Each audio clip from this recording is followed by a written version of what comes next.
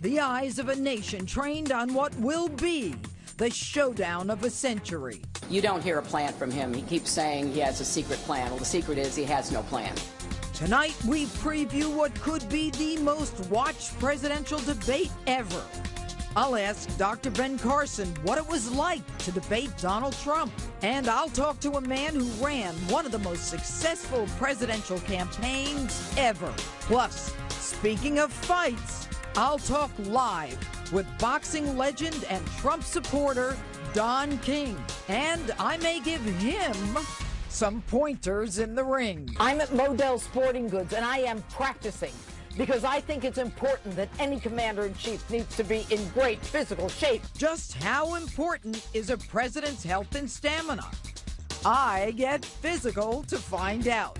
It's tonight's Street Justice. To be commander-in-chief, you have to be able to lift the big ones. Justice starts now. Breaking tonight, less than 48 hours until the one-on-one matchup America's been waiting for. Hello and welcome to Justice. I'm Judge Jeanine Pirro. Thanks for being with us tonight. A preview of the first presidential debate throughout the hour, but first, my opening statement. 48 hours from what will be one of the biggest television events in history. The first presidential debate between Hillary Clinton and Donald Trump. Right now, the race is neck and neck. It may even be a photo finish, so the pressure is on. My advice to the candidates. Donald, it's real simple. You're new at this, but if you are yourself, you will obliterate her like you did those 16 others on those Republican primary debate stages. Now, your opponent cannot handle the truth. She can't handle a direct question, nor is she able to give a direct response. Do not let her do the Washington two-step. Stay on offense without being offensive. And do not let the fact that she's a female stop you from going after her. She wants to be the leader of the free world. Gender is irrelevant. Make her prove that she's up to it, both mentally, physically, and historically. Make her tell the truth. If the moderator lets her interrupt you, you do the same. If she misrepresents the facts, which she is sure to do, interrupt her and hold her feet to the fire. Make her outline what exactly she's done for us and our pocketbooks, as opposed to hers. And how is it that she's worth hundreds of millions of dollars without a business, a product, or even a website? What case can she make for herself? And what has she done for the American people in the last 30 years? Now, Donald, we don't expect you to know everything. You're not a politician. And that's what we like about you.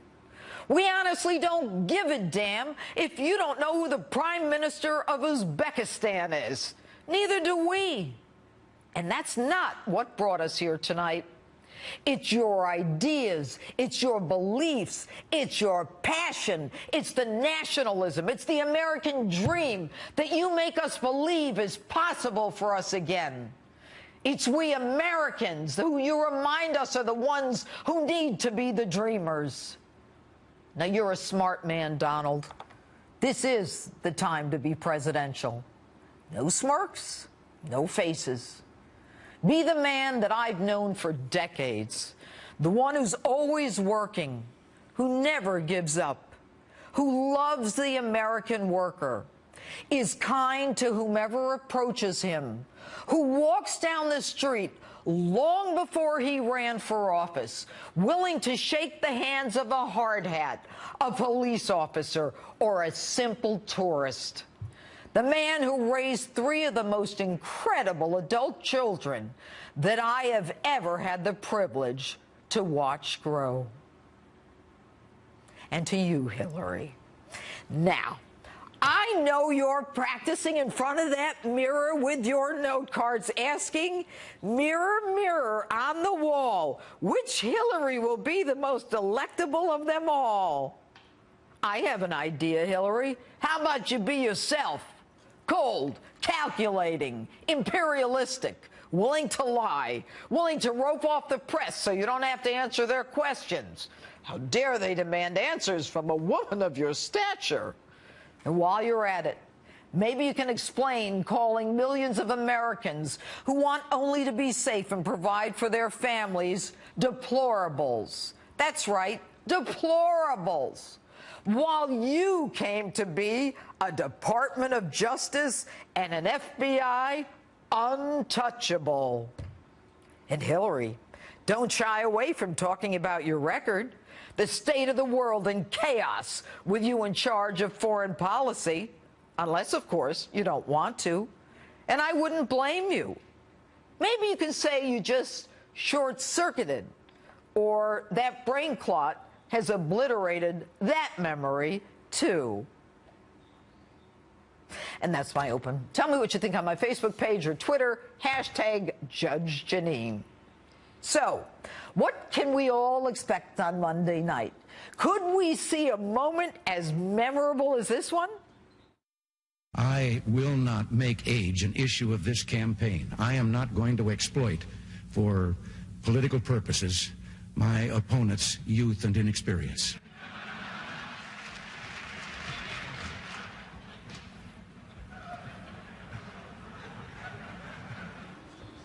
That was 73-year-old Ronald Reagan running for re-election as the oldest president in American history in 1984. The joke Reagan used to address critics about his age that night went down as one of the most famous moments in presidential debate history and reminded Americans what they loved about their president. My next guest is actually the man who ran that historic campaign, a man who knows a thing or two about presidential debates, veteran Republican strategist, chairman of the Great American PAC, a Trump super PAC, and Fox News political analyst, Ed Rollins. Ed, I got to tell you, that is one of the most infamous, memorable lines in politics. Well, Ronald Reagan had a great core of beliefs, and he also had a great ability to deliver lines, and he kind of in his head always practiced lines. He used to write things down. He was a writer. You know, he basically was a better speechwriter than most of the speechwriters, and someone like Peggy Noonan, who we both know, will tell you that everything he touched, he made better. The key thing here, I think, is historically presidents don't do well in the debates because no one speaks harshly to them. They're sort of set on a pedestal. So he stumbled through the first debate. He came back the second debate that had that memorable line and basically knocked it out of the ballpark and won a great re-election.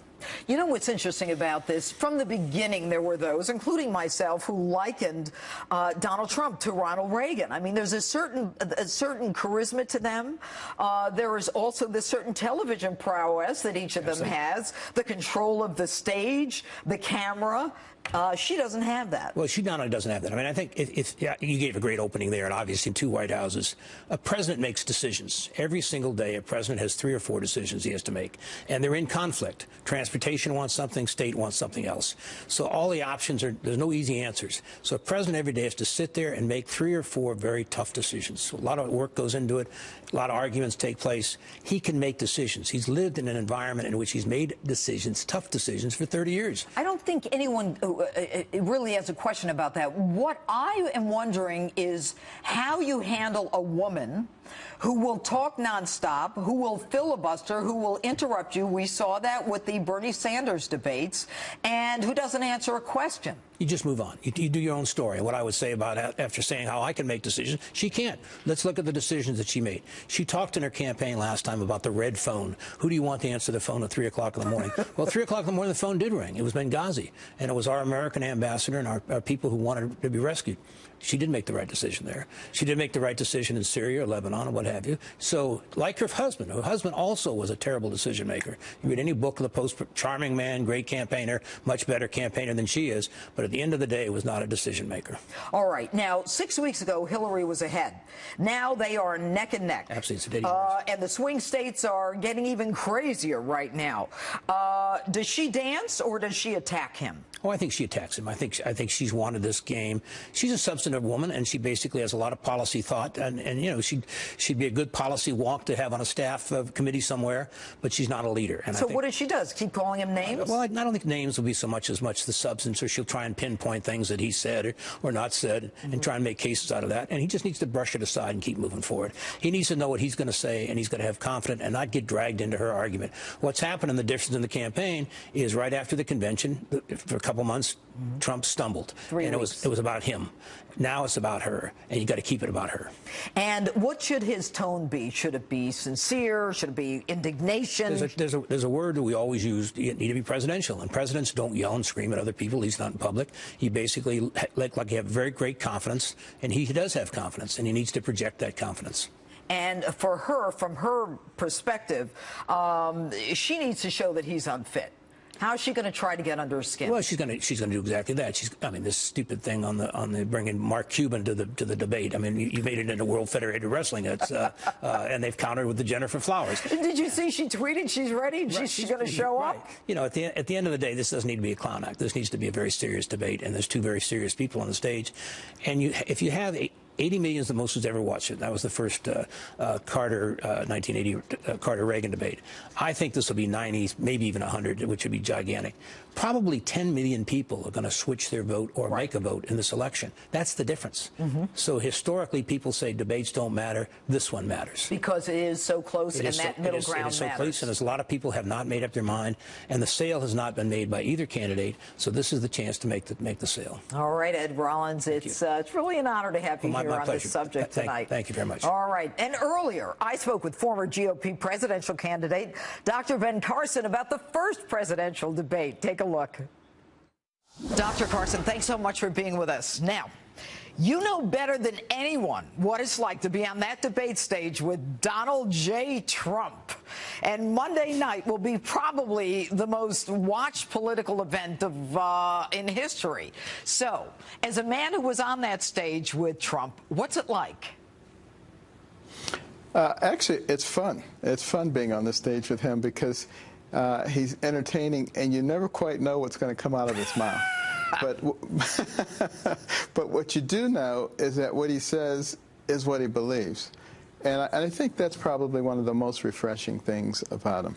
You know, he does not talk about stuff that people say, you got to say this, if he doesn't believe in it. And, you know, before the debate, let me ask you this. Before the debate, when all of you were together, I mean, did you chit-chat among yourselves? Or, you know, was it war and you're my enemy and I'm going to go out and destroy you? No, everybody was extremely cordial and friendly with each other when we were off stage. There was no question about that. Do you expect that that's the case, that that'll be the case with Hillary and Donald? No, I don't think so, because things have changed.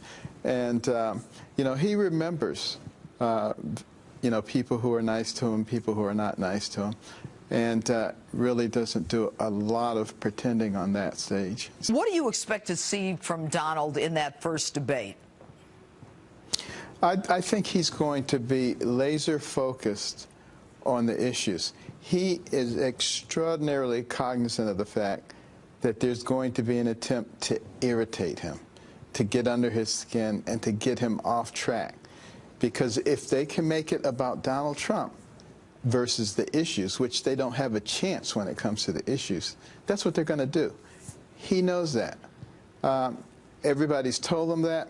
But also, he is a smart individual. And he's able to figure that out for himself. He knows what they're trying to do.